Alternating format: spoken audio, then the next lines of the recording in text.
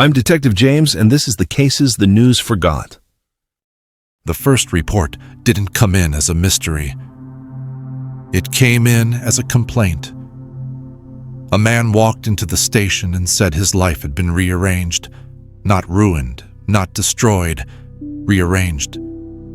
He said he crossed a bridge at exactly 2:17 a.m. on his way home from work.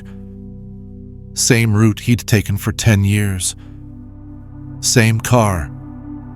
Same radio station playing low static because the signal always dropped there. But when he reached the other side, nothing lined up anymore. His street name was different. His house number existed, but the house didn't. His phone showed missed calls from people he didn't recognize, all labeled recent. When officers tried to calm him down, he said one sentence that stuck. "I didn't get lost," he said. "The world did."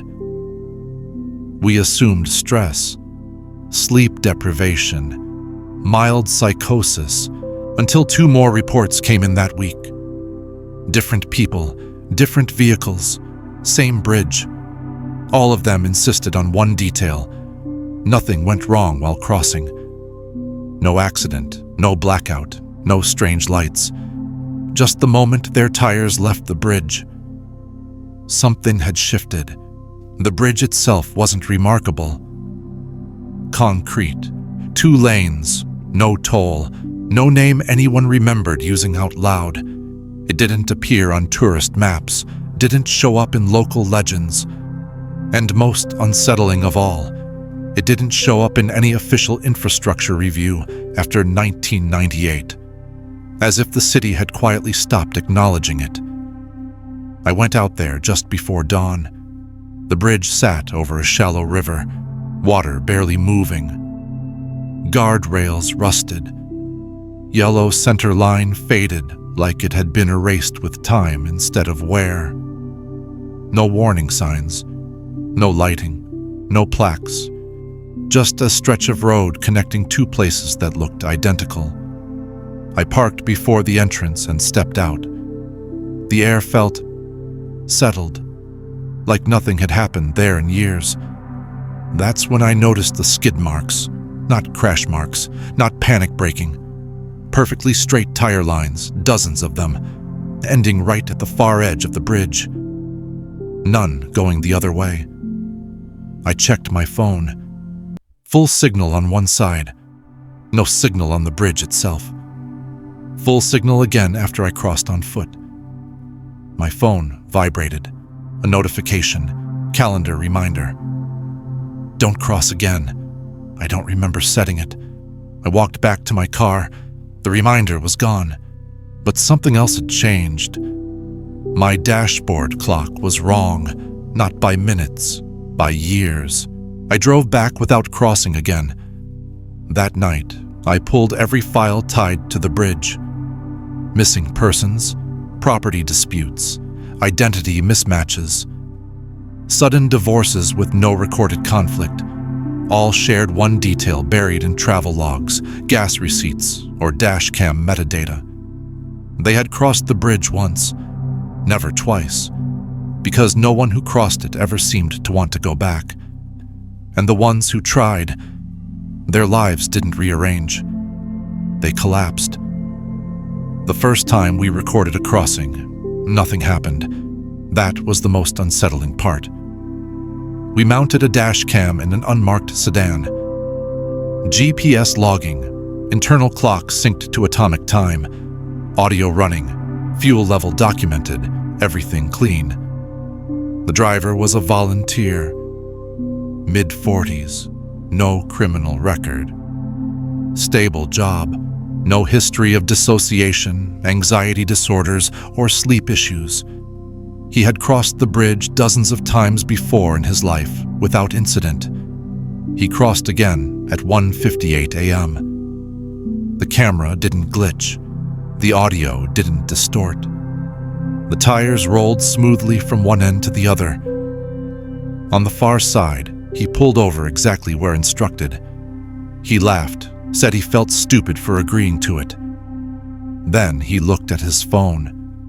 He stopped laughing. He had 17 unread messages, all time stamped within the last 10 minutes. All from a number saved as home. He didn't have anyone saved under that name. When he opened them, his hands started to shake. The messages weren't panicked. They weren't threatening. They were confused. Where are you? You said you'd be back by now. Please stop doing this again. Again. We checked his phone records. No such number existed in his carrier history before that night. He called it anyway. Someone answered, a woman. She said his name like she was tired of saying it. Did you cross it? She asked. He didn't answer. She sighed. Okay, she said. Just don't come home yet. The call dropped. He turned to us and said something that didn't sound like fear. It sounded like recognition. I think I'm married now, he said. We ran background checks immediately. Public records updated within hours, marriage license, joint bank account, utility bills, even photos, holiday gatherings, birthdays, appeared on social platforms under his name. Years of history. None of it existed the day before. The man insisted he had never met the woman. But when we brought him back near the bridge 2 days later, he refused to cross again. Not because he was scared, because, as he put it, I don't want to lose the version that's waiting. That's when we noticed the pattern we'd missed. The bridge didn't ruin lives, it optimized them. Every subject who crossed once emerged into a version of their life that was cleaner, better job trajectory, health issues resolved, estranged relationships repaired or replaced. But there was a cost. Every single one of them had lost something they couldn't immediately identify. They felt it in moments of silence, in rooms that felt unfamiliar despite being theirs, in memories that stopped abruptly, like a page torn from a book, and none of them could cross the bridge again without consequences. We found one case where someone tried. A delivery driver, early 20s, crossed once, didn't notice anything wrong, crossed back an hour later to check. That night, his address changed. Not updated, changed. His childhood home no longer existed. His parents' names were attached to different people. His birth certificate listed a hospital that had burned down before he was born. He didn't die, but his life stopped lining up with anyone else's. He became unplaceable. No one could remember when they'd met him. Even people who were standing in the same room struggled to describe him after he left. By the third crossing attempt, there was no record of him at all. Only a note in a traffic camera archive, a car crossing a bridge. No license plate, no driver. That's when we stopped testing crossings and started studying the bridge itself. Survey equipment malfunctioned on the span. Laser measurements came back inconsistent. Distances changed depending on direction. Standing at the center of the bridge felt like being paused, not frozen, deferred, as if the world on either side was negotiating which version of you it wanted to keep. I crossed on foot once. Just once. Nothing dramatic happened. No flash, no sound, no sense of movement. But when I reached the other side, my phone buzzed. A voicemail. From a number with no metadata. I didn't listen to it until later. When I did, I recognized my own voice. Calmer than I usually am. Older. Don't cross again, it said. You won't like the trade. I deleted it. It reappeared the next morning. Saved. Favorited. That night, I dreamed of the bridge. Not crossing it. Standing beside it, watching traffic pass. Every car that entered emerged slightly altered. Not visibly, but decisively. Lives nudged into new grooves, mistakes corrected, choices overwritten. The bridge wasn't malicious, it was selective, and it only worked once because whatever it did couldn't be undone cleanly. Crossing again wasn't reversal, it was conflict. Two versions of a life trying to occupy the same space, and something always had to give. The first person to cross the bridge without a vehicle wasn't part of the investigation. He didn't volunteer. He wandered. A park ranger found him just before sunrise, standing barefoot at the edge of the bridge, staring down at the water like he was waiting for instructions. No wallet, no phone, no ID. He knew his name. He knew the year. He knew where he thought he lived. But every detail after that slid apart the moment you tried to line it up. His address existed, but belonged to a different family. His employer recognized his name, but said he'd quit 6 years earlier. His fingerprints were on file, flagged as inactive. When asked how he ended up on the bridge, he said something that stopped the room cold. "I was coming back," he said. "From where?" He frowned, like the question itself was broken. "From the life that fit better," he said. "But I think I waited too long." We pulled satellite imagery, traffic records, weather data. There was no record of anyone walking across the bridge that night. But there was something else, a temporary spike in background radiation. Not dangerous, not alarming, just wrong. The kind of signature you see when systems synchronize and desynchronize too quickly. We placed the man under observation. Within 48 hours, his memories began reorganizing themselves. He stopped referring to people in the present tense. He talked about events that hadn't happened yet, arguments, career changes, deaths. And then, days later, those things occurred exactly as he'd described. Not predicted. Remembered. He wasn't seeing the future. He was recalling a version of it he had already lived. That's when he finally told us the truth. He hadn't crossed the bridge recently. He crossed it years ago. Back when it looked different. Back when there were lights along the railing and a maintenance plaque bolted to the concrete. Back when the bridge had a name. He couldn't remember the name, only that no one ever used it twice. He said the first crossing fixed everything that felt slightly off in his life. The second crossing was an accident. The third was desperation. And the fourth. He stopped talking after that.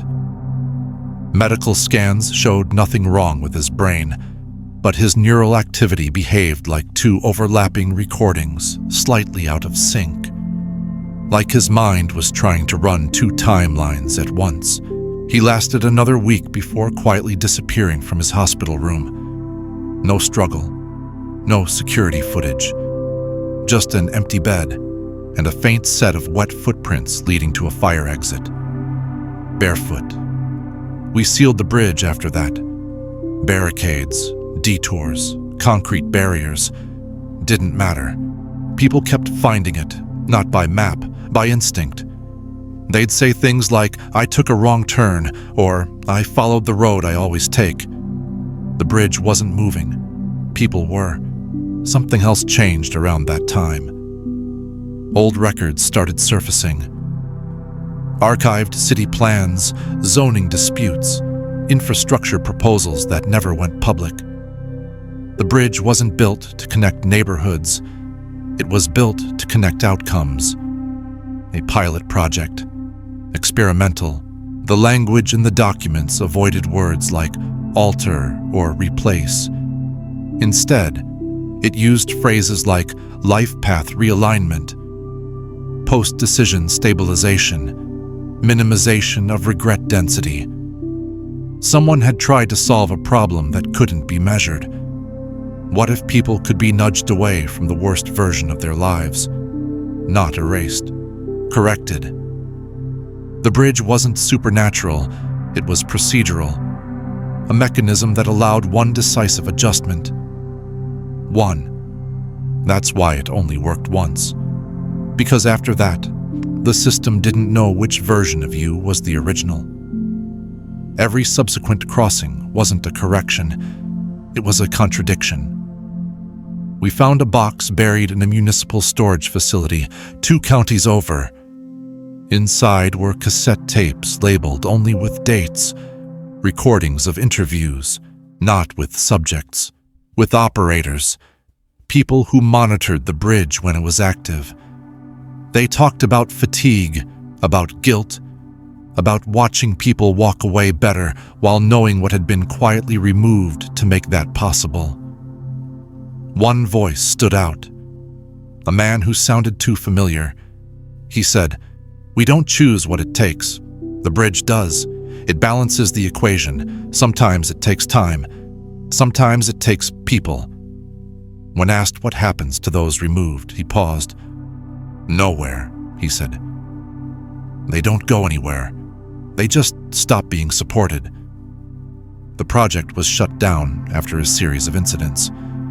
People trying to cross back. People noticing inconsistencies. People realizing they weren't entirely themselves anymore. The bridge was left in place, not decommissioned, just ignored. And over time, reality smoothed itself around it. Except it didn't forget. Because some structures don't disappear and you abandon them. They wait. And the final realization came from something small. A detail we'd overlooked. Every person who crossed the bridge and thrived afterward eventually felt the urge to return. Not immediately. Years later, when their life was stable, when they were happy. That urge wasn't nostalgia, it was imbalance. Whatever the bridge removed didn't vanish. It accumulated. And it wanted resolution. That's why the bridge rearranged lives, not to help, but to delay something that was always going to demand payment. The first person to cross the bridge twice on purpose did it quietly. No announcement, no recording equipment, no witnesses standing nearby. He left a note. Not a goodbye note, an explanation. He wrote that the urge never went away, that every good thing in his life felt slightly borrowed, like living in a house where the furniture fits perfectly, but the floor creaks in places you can't see. He said the bridge didn't give him a better life. It gave him someone else's continuity. His second crossing was planned. His third was intentional. We only know this because of what he left behind. A folder, no labels, just a single line written on the inside cover. You don't cross back to undo it. You cross back to finish it.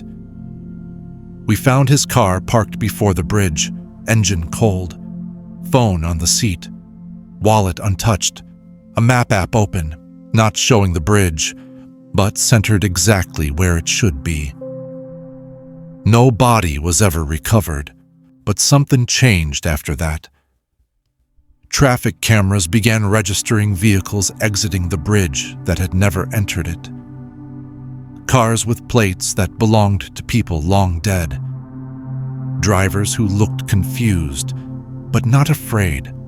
They didn't cause accidents. They didn't ask for help. They just drove away, blending into the city like they'd always been there. When we ran their information, the results came back inconsistent. Not missing, not fake, misaligned. These weren't people being rearranged anymore. They were being returned. That's when we finally understood what the bridge was balancing against. It wasn't correcting lives. It was managing surplus.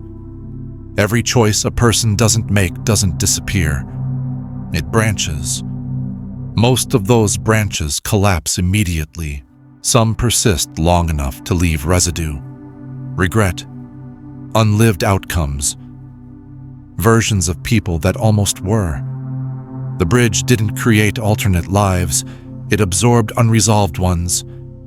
When someone crossed it the first time, the bridge resolved their largest divergence, quietly rerouting them into a more stable trajectory. But the version of them that didn't cross didn't vanish. It accumulated, and when too much accumulated, the bridge needed to release pressure. That's what the second crossing did. It wasn't reversal, it was reintegration. That's why it destroyed people. Not because they weren't strong enough, but because the human mind isn't built to host multiple complete versions of itself. We reviewed decades of records after that realization. Disappearances near the bridge didn't spike randomly. They came in waves, every 20 to 30 years. Maintenance cycles. The bridge didn't fail, it purged. The final confirmation came from a woman who shouldn't have existed. She walked into a municipal office looking for a permit renewal on a property that had burned down in the 1970s. She had photographs, deeds, tax receipts, and memories of crossing the bridge with her husband once, decades ago. She said they were happier afterward, but something followed them home. Not a presence, a pull. Her husband crossed again. She didn't. She said he came back different, quieter, like he was waiting for something to catch up. One night, he went out driving. She never saw him again. She crossed the bridge once more years later, hoping. That's how she ended up here. Not returned, reassigned. When asked if she regretted it, she shook her head. No, she said. I finally feel whole. She disappeared 3 days later. No footage, no paperwork, just a note left on her desk. Balance restored. After that, the bridge was officially removed from records. Not closed, not destroyed, erased. Road signs changed, detours became permanent. New development plans avoided the area without explanation. But the bridge didn't leave. People still find it. Usually at night. Usually when their life feels almost right. The kind of moment where one small change feels like it would fix everything. That's when the road curves just slightly differently than you remember. That's when the bridge appears. And that's when the choice presents itself. Cross once and something heavy lifts. Cross twice and something heavy returns. Cross a third time. There are no records of a third successful crossing. Only absences. Only people whose lives stop being referenced.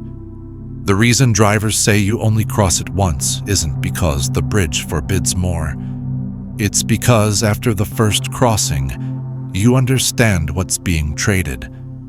And after the second, you understand why the bridge was never meant to be used at all. I haven't crossed it. Not yet. But I know where it is. And some nights, when the city feels too stable, too quiet, I feel the road pulling slightly left. Like it's reminding me. Every life leaves something behind.